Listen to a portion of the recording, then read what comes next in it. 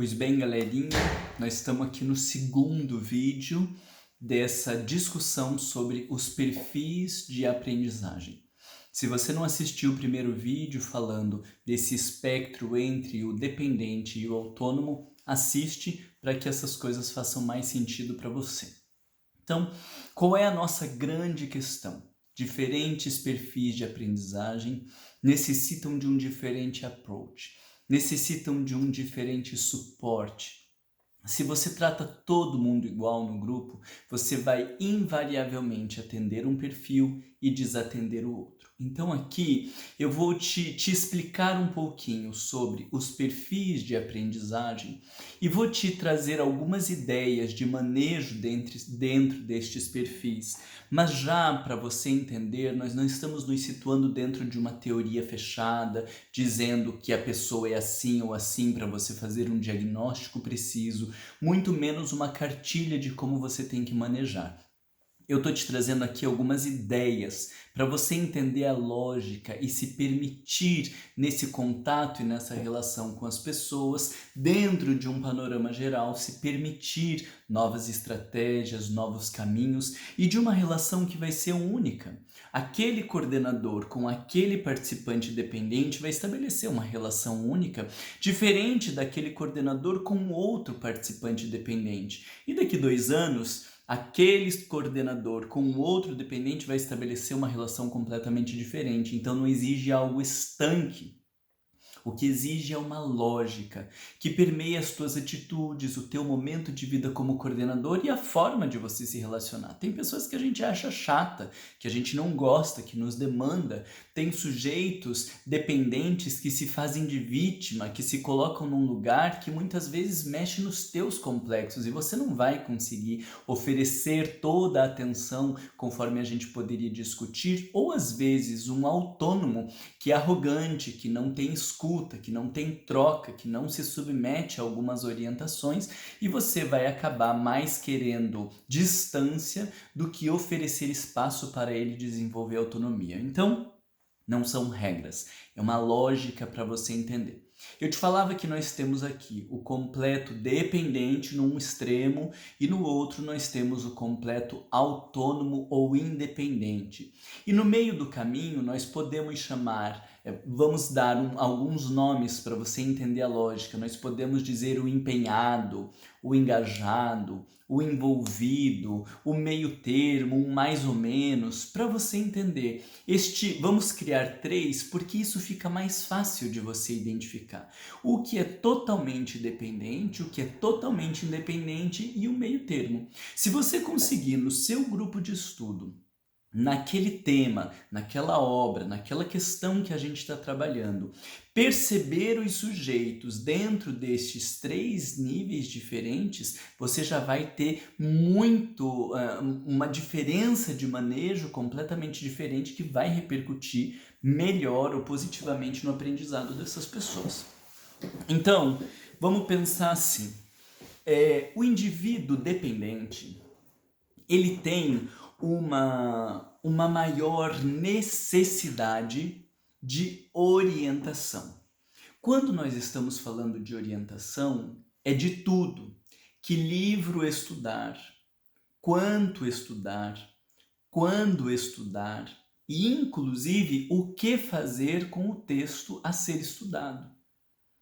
Isso quer dizer que não adianta você falar para uma pessoa, você precisa estudar sobre depressão, você precisa entender sobre vida após a morte, você precisa ler a série de André Luiz. Este sujeito dependente, ele dificilmente vai ter esta atitude voluntária, autônoma, de ir atrás, de encontrar o livro. Então é aquele indivíduo que você vai dizer, eu te falei para você estudar André Luiz, você tinha me falado, eu fiquei de ver se tem, né? Será que tem mesmo lá na biblioteca do centro?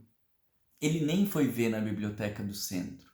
E o sujeito completamente independente, ele vai para o estudo das obras de André Luiz. Vamos pensar aí na estrutura de algumas casas, embora a gente vai desconstruir essa lógica da estrutura, mas hoje em dia tem muitas casas que vão fazer o estudo do Livro dos Espíritos e vai para as obras de André Luiz, ou vai fazer o ESD e vai para as obras de André Luiz. Aí ele fez o ESD e vai para as obras de André Luiz.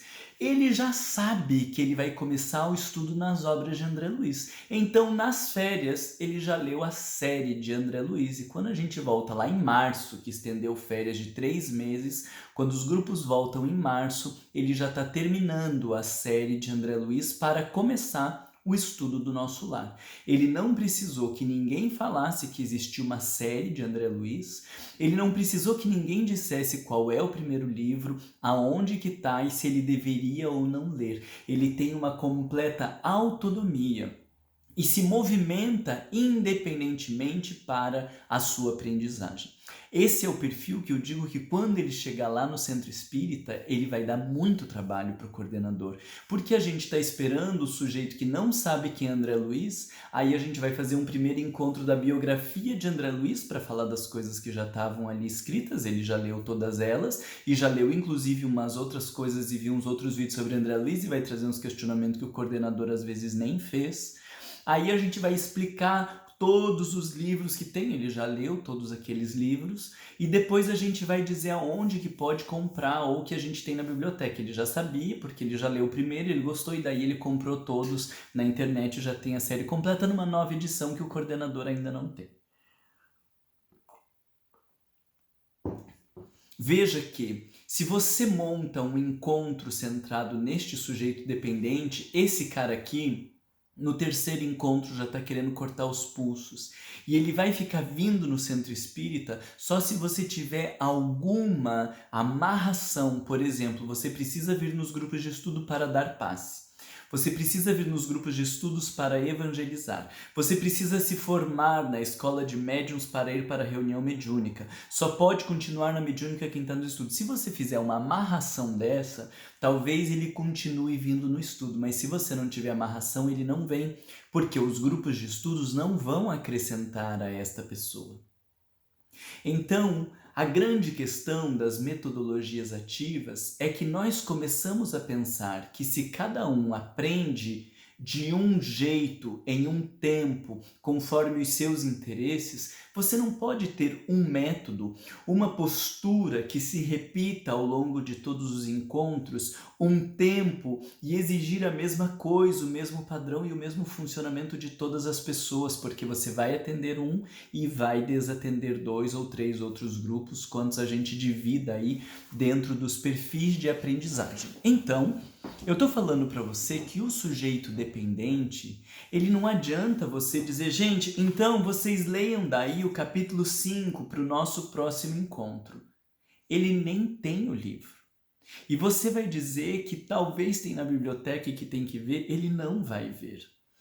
Ou mesmo que ele tenha o livro e diga, parece que o meu marido ou a minha esposa tem aquele livro, ele não vai ler o capítulo 5, ou se ele ler o capítulo 5, ele não vai conseguir fazer análises e sínteses, não vai conseguir fazer o seu próprio resumo e não vai conseguir, talvez, extrair as ideias principais. Então, por vezes, quando você começa o próximo encontro perguntando, e aí, quem leu o capítulo? Ele vai levantar o braço bem tímido que leu depois de ver que outras pessoas levantaram, porque se ninguém mais leu, ele não vai dizer que leu, morrendo de medo ou constrangido de dizer que leu e seja questionado, e o que você achou? Porque dentro do perfil dependente ele não vai conseguir com facilidade expressar o que ele achou.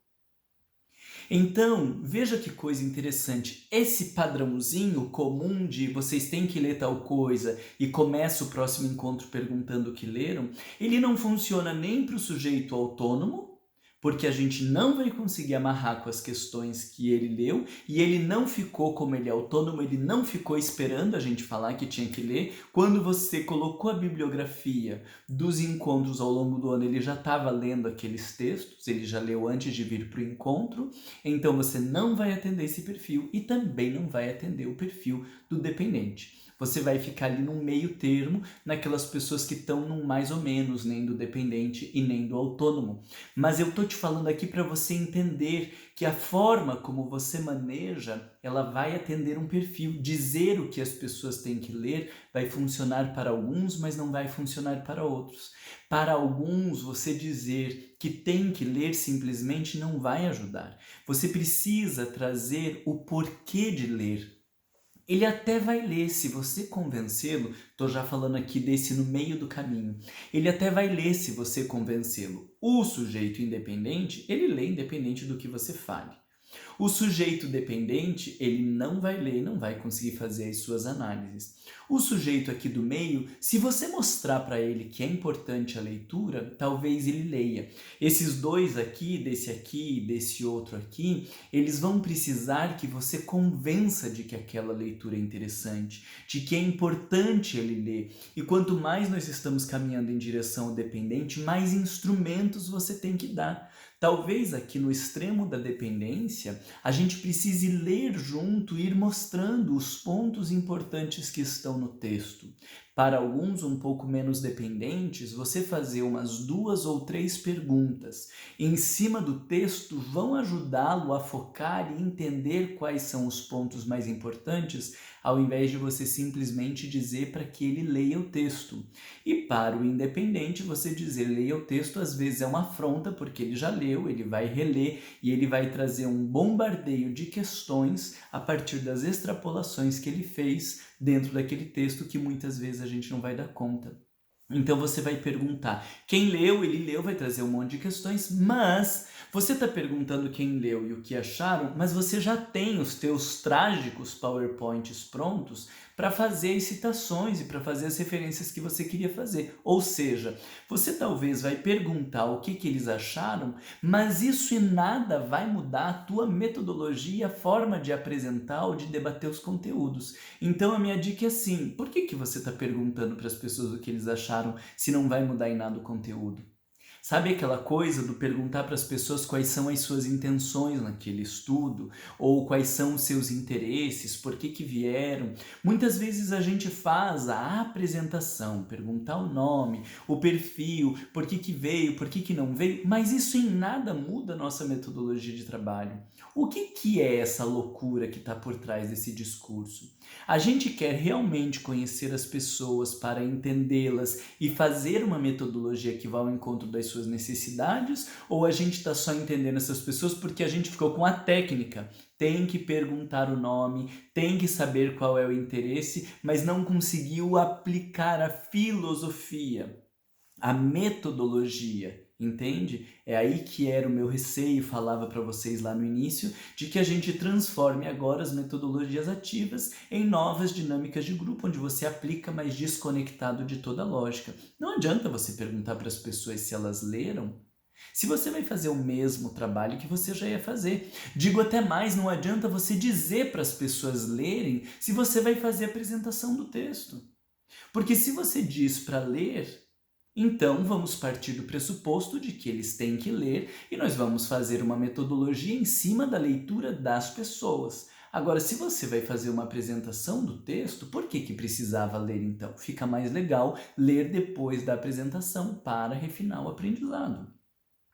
Isso é um dos pontos delicados, onde a gente quer que as pessoas tenham autonomia, a gente quer que elas leem, que elas pesquisem, mas nada muda nos nossos métodos. Então o que acontece? Você tem um grupo com 10 pessoas, você pede para as pessoas lerem. 2 desses leem e trazem questionamentos, estão ali ávidos de discutir as coisas que eles leram. Mas você já tem uma aula trágica de PowerPoint pronta para apresentar o conteúdo que está no livro. Então, para estes 2 que leram, essa aula vai ser inútil. Essa atividade não vai ser tão interessante quanto poderia ser o debate que eles estavam esperando. Qual é a expectativa a longo prazo? Que essas pessoas que leram, ou elas não voltem para os grupos, ou elas parem de ler. Tem que continuar vindo, porque a mulher vem, porque o filho vem, porque é espírita, porque não consegue romper com a instituição, sei lá, qualquer coisa. Então ele vai parar de ler. E é isso que acontece. Quando você pede para as pessoas pensarem, quando você pede para elas lerem, quando você passa uma suposta tarefa, mas o seu método naquele dia não está conectado com a tarefa ou com a tua proposta, então o que acontece? Você tende a desestimular as pessoas que leram. E por vezes alguém que está há 2 ou 3 anos no centro espírita já não lê mais nada, porque ele sabe que não vai fazer diferença nenhuma para ele ler ou não ler. Ou melhor, se ele lê, ele está perdendo tempo, porque vai chegar lá e vai ver tudo de volta, então ele acaba usando do seu tempo para outras coisas. E ao invés de nós conseguirmos trazer o sujeito que leu para o sujeito que não leu, para que ele se envolva e leia, este tipo de abordagem acaba inibindo o sujeito que leu. Não que você vá constranger as pessoas dizendo, gente, se vocês não leram vai ter encontro. Mas se você está dizendo para ler, por exemplo, passe perguntas, questões e diga da importância deles lerem, deles verem os pontos principais do texto, porque o nosso encontro vai depender da leitura deles. E a pergunta que a gente vai começar é: qual é o ponto mais importante desta leitura e qual é a aplicabilidade deste texto na tua vida, por exemplo? Então aí nós estamos num grupo de estudo. As pessoas estão estudando e se encontram para debater, para trocar, para construir coletivamente, e não alguém para falar do que está escrito no texto, que é o que eu tenho argumentado para vocês, que em termos metodológicos isso se chama exposição dialogada e que deveria estar lá no lugar da palestra e não deveria estar naquilo que são os grupos de estudo. O grupo de estudo vai ter a troca das impressões, das construções, da aplicabilidade, e quando eu vejo o fulano falando da utilidade daquele texto para a tua vida, isso me ajuda a pensar a minha vida. Quando eu vejo ele falando do ponto mais importante que ele tirou e que não foi o que eu tirei, eu vou ter vontade de ler o texto de volta porque eu não vi aquele ponto identificado por ele. Então isso é o grupo de estudo, um grupo estudando junto, um grupo compartilhando seus estudos, as suas análises e as suas reflexões. Preciso anotar aqui essa questão das perguntas complexas, né? Então essa arte de fazer as perguntas, ela vai estimular todas as pessoas, inclusive o sujeito mais independente, quando você tem perguntas que lhe instiguem a pensar. Aí nós dizemos que são perguntas úteis e perguntas complexas. Perguntas complexas é no sentido de que não é um sim ou não, ou você vê lá uma parte do texto. Então, Joana diz, o complexo psicológico é. Daí você pergunta, o que é o complexo psicológico? Isso para um sujeito autônomo é desestimulante, mas se você pergunta qual é a relação entre o complexo psicológico e o perispírito, mesmo o sujeito com maior nível de autonomia, ele vai estar desafiado a pensar sobre isso. Então, quem sabe, agora discutindo, você possa trazer 3 perguntas. Uma que atenda o perfil mais dependente ou com mais facilidade. Veja se você consegue encontrar no texto aonde está a definição de complexos. Pergunta um pouco mais ousada, né? Qual é a aplicação dos complexos na tua vida? Pensando que você está trabalhando lá o livro de Joana de Ângeles, Triunfo Pessoal. E para o mais avançado, então, não que você vai dividir ali para as pessoas, mas você sabe que você está atendendo diferentes perfis. Para o grupo mais avançado, em termos de autonomia de estudo, você vai perguntar qual é a relação entre o complexo e o perispírito. Veja, esse sujeito dependente, eu já te disse, ele não é burro. Ele não vai conseguir sozinho fazer a relação entre o que ele está lendo ali sobre os complexos, buscar lá no livro dos espíritos a definição de perispírito, estudar algumas questões de fluidos lá no livro dos médiuns e na Gênese, fazer a relação entre todos esses conteúdos e dissertar sobre isso. Mas quer dizer que ele vai aprender com esse outro. Então, se você tem 2 sujeitos mais autônomos no grupo e esses 2 vão pensar a relação entre o perispírito e o complexo, este sujeito mais dependente vai se beneficiar destas colocações que esse grupo aqui, que tem mais discussão, vai trazer. E nós vamos ajudando ele a fazer discussão. Você viu, fulano? Então, olha que coisa interessante, né? O que eu acho que o Márcio está dizendo aqui pra gente é que a relação entre o complexo e o perispírito é porque o perispírito é o arquivo de todas as experiências passadas e que está influenciando na situação atual. E a definição de complexo é deste conteúdo passado. Então, nós estamos falando talvez da mesma coisa. Olha que interessante. O que eu estou fazendo?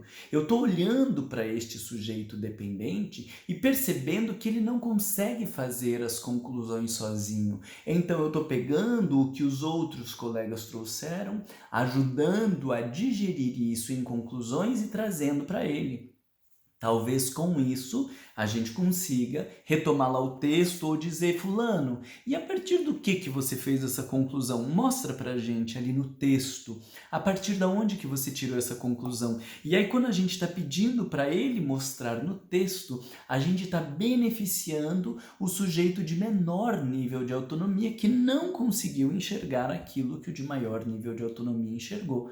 Então veja, eu não vou dar ou não vou ter um encontro que atenda todo o sujeito autônomo sem fazer as sínteses, porque nós temos dependentes, mas não vou fazer todas as sínteses trazendo perguntas, porque temos os sujeitos autônomos. Então, dentro da minha abordagem no grupo, eu estou levando em consideração os diferentes perfis e favorecendo que todo mundo saia beneficiado deste encontro.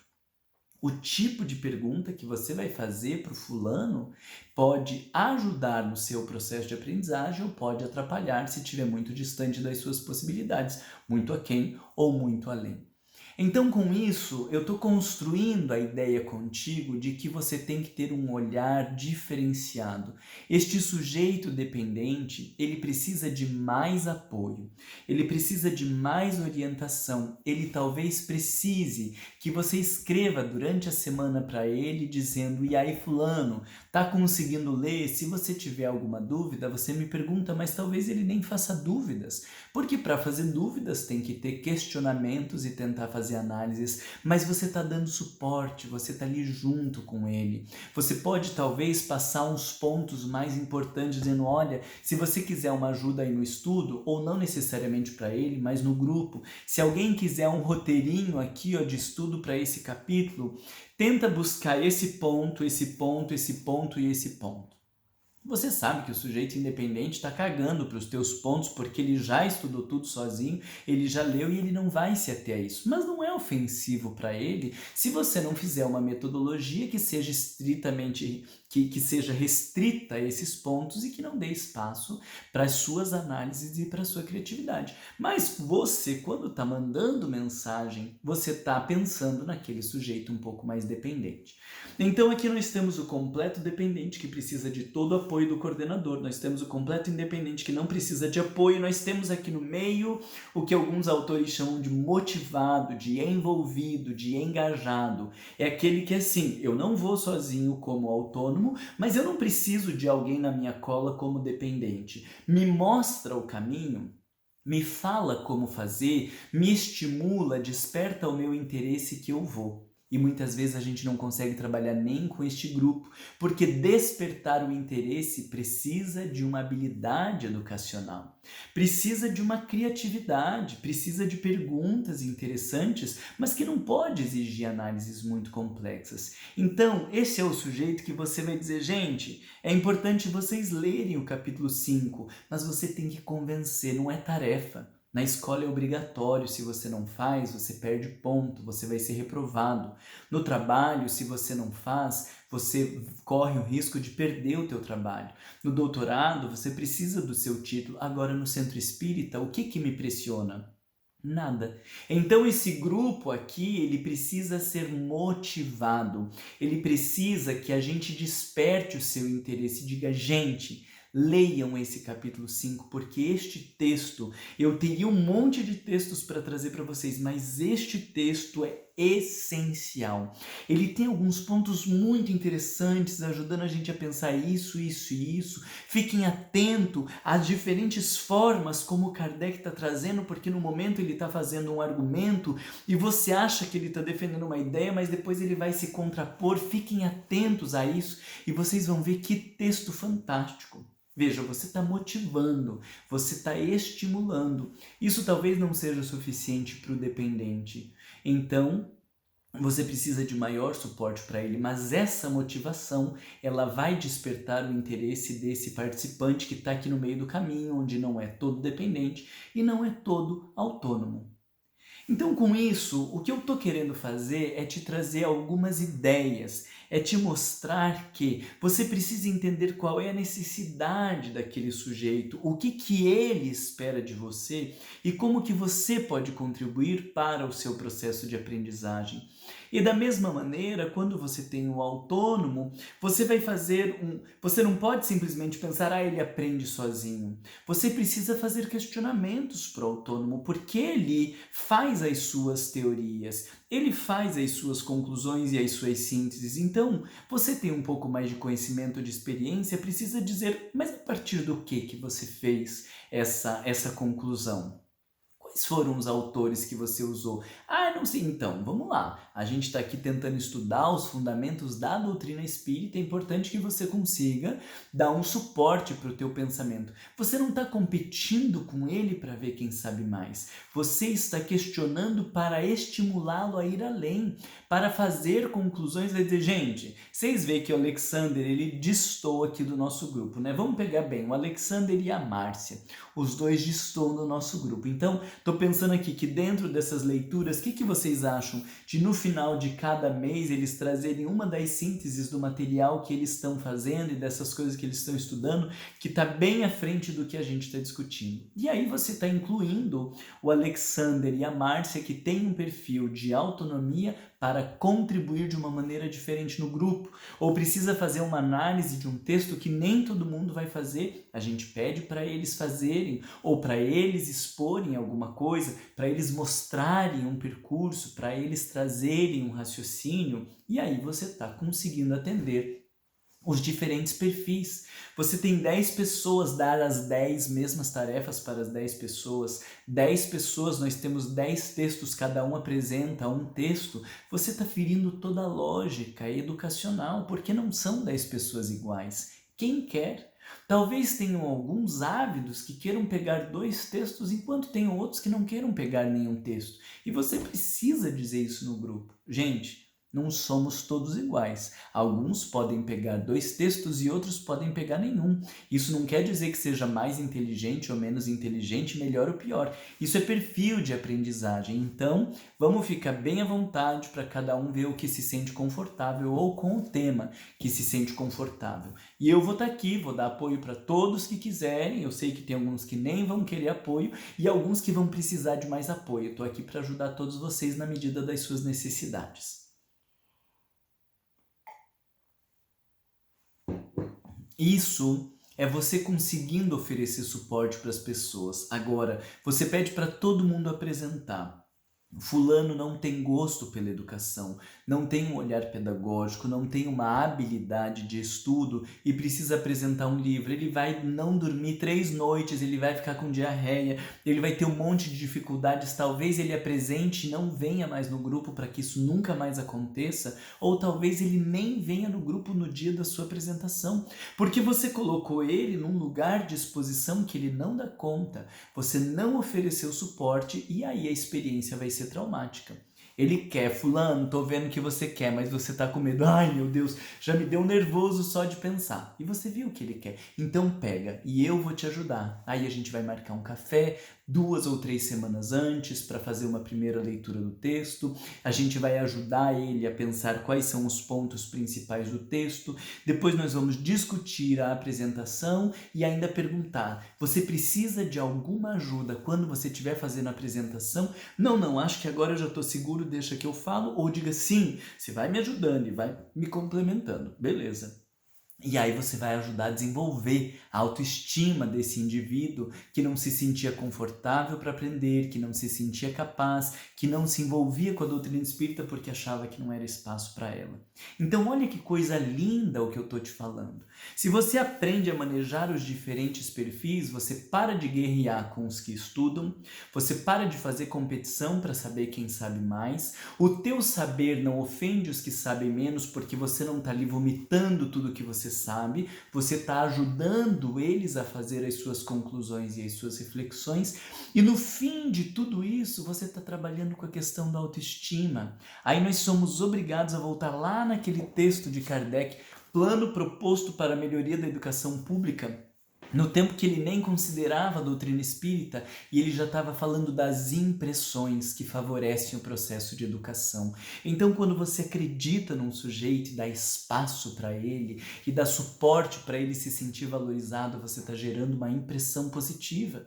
Quando você coloca ele numa situação constrangedora que ele não dá conta, você está gerando uma impressão negativa. Quando você fica debatendo com um para ver quem sabe mais, você está gerando uma impressão negativa. Quando você dá espaço para que ele se desenvolva, você está gerando uma impressão positiva, e aí você está entendendo aquilo que eu estava defendendo desde o início da educação moral. Eu acho que aqui nós concluímos um pouco a ideia dos diferentes 3 perfis. Vamos retomar isso lá com a Fabiane no dia 7 de setembro agora, que eu vou trazer para vocês essa discussão, e vai clarear algumas outras coisas mais. Porém, vai estudar um pouco mais sobre isso se você puder, se você é coordenador de grupo de estudo, já tem um perfil de maior autonomia, vai estudar um pouco sobre isso, entender essa coisa do perfil dependente, do perfil de maior autonomia e pensar como a sua postura no grupo de estudo pode gerar impressões positivas, favorecer o aprendizado e estimular a transformação moral. Um abraço para vocês e até breve.